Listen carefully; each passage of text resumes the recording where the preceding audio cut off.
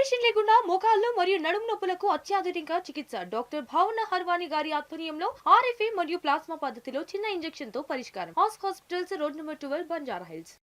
ఇక బండి భగీరథ్ వ్యవహారం కాంగ్రెస్ బీజేపీల మెడలకు చుట్టుకుంది. గత 9 రోజులుగా రాష్ట్రంలో చోటు చేసుకున్న పరిణామాలతో రెండు జాతీయ పార్టీల దోస్తీ బట్టబయలైంది. హస్తం కమలం దోస్తానా టీ న్యూస్ వెలుగులోకి తెచ్చింది. బీఆర్ఎస్ సహా మహిళా, యువజన, ప్రజా సంఘాల నిరసనలతో రెండు పార్టీలు ఉలిక్కిపడ్డాయి. ఆలస్యంగా మేలుకున్న ఈ కాంగ్రెస్ బీజేపీ అధిష్టానాలు నష్ట నివారణ చర్యలు చేపట్టాయి.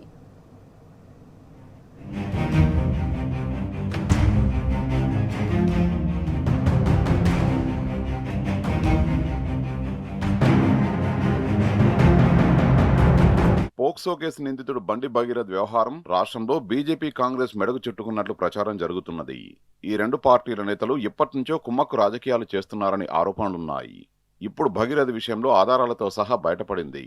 ఓ బాలిక పోలీస్ స్టేషన్ మెట్లు ఎక్కినప్పటి నుంచి లైంగిక నేరారోపణలు ఎదుర్కొంటున్న భగీరథ్ అరెస్టు కాకుండా 9 రోజుల పాటు జరిగిన హైడ్రామాతో హస్తం కమలం నేతల దోస్తీ బట్టబయలైంది.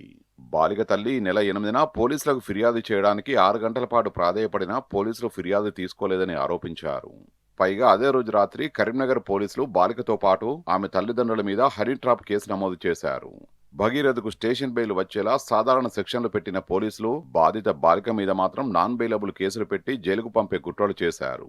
ప్రధాని మోదీ పర్యటనను అడ్డుపెట్టుకుని 3 రోజుల పాటు బాలిక కేసు విషయంలో తాత్సారం చేయగా ఆ తర్వాత కూడా ఇదే డ్రామా కొనసాగింది.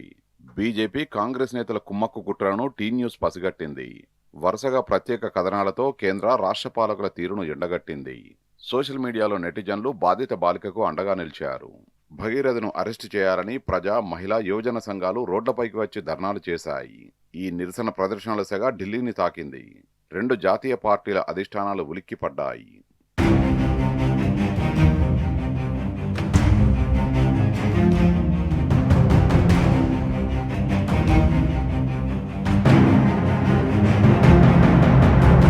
రాష్ట్రంలో ఏం జరుగుతున్నదని కేంద్ర ప్రభుత్వం గవర్నర్ శివప్రతాప్ శుక్లా నుంచి నివేదిక తెప్పించుకున్నది. గవర్నర్ శుక్రవారం హుటాహుటిన ఢిల్లీకి వెళ్లి కేంద్ర హోంమంత్రి అమిత్ షాను కలిశారు. ఈ భేటీలో భగీరథ్ పోక్సో కేసు వ్యవహారంపైన నివేదిక ఇచ్చినట్లు తెలిసింది. భగీరథ్ తప్పించుకు తిరుగుతున్న తీరు, తదనంతరం రాష్ట్రంలోని రాజకీయ పరిస్థితులను అమిత్ షాకి వివరించినట్లు తెలిసింది. గవర్నర్ నివేదికతో సీరియస్ అయిన అమిత్ షా కేంద్ర సహాయ మంత్రికి ఫోన్ చేసి చీవాట్లు పెట్టినట్టు సమాచారం. నిర్భయ కేసుతోనే ఎన్డీఏ కూటమి అధికారంలోకి వచ్చిన విషయాన్ని గుర్తు చేస్తూ బాలికపై లైంగిక దాడి కేసులో చట్టంతో ఆడుకుంటావా అని సీరియస్ అయినట్లు తెలిసింది. భగీరథ్ వ్యవహారంతో బీజేపీ ఉనికి ప్రమాదంలో పడే పరిస్థితి వచ్చిందని సీరియస్ అయినట్టు సమాచారం. వెంటనే భగీరథను పోలీసులకు అప్పగించి విచారణకు సహకరించాలని ఆదేశించినట్టు తెలిసింది. అమిత్ షా ఆదేశాల మేరకే బండి భగీరథ్ పోలీసులకు లొంగిపోయినట్లు చర్చ జరుగుతున్నది.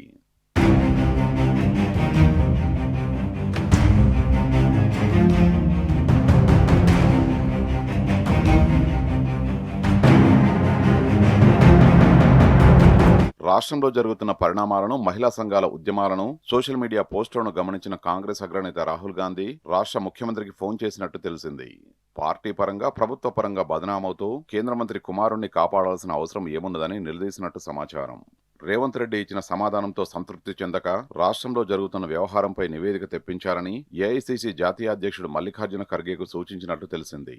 ఆయన రాష్ట్ర మంత్రి వివేక్ కు ఫోన్ చేసి భగీరథ్ కేసుపై పూర్తి నివేదికతో ఢిల్లీకి రావాలని ఆదేశించినట్టు సమాచారం. మంత్రి వివేక్ శనివారం ఢిల్లీకి వెళ్లారు. రాష్ట్రంలో జరుగుతున్న వ్యవహారం, కాంగ్రెస్ బీజేపీ కుమ్మక్కు రాజకీయాలను ఖర్గేకు వివరించినట్లు తెలిసింది. అనంతరం ఖర్గే స్వయంగా రాహుల్ అపాయింట్మెంట్ తీసుకుని వివేక్ ను అక్కడికి పంపినట్టు సమాచారం. సీఎం రేవంత్ రెడ్డి ఢిల్లీలోనే ఉన్నా రాహుల్ గాంధీ ఆయన్ను నమ్మలేదని, అందుకే వివేక్ నుంచి సమాచారం తెప్పించుకున్నట్లు ఢిల్లీ కాంగ్రెస్ వర్గాలు చెబుతున్నాయి.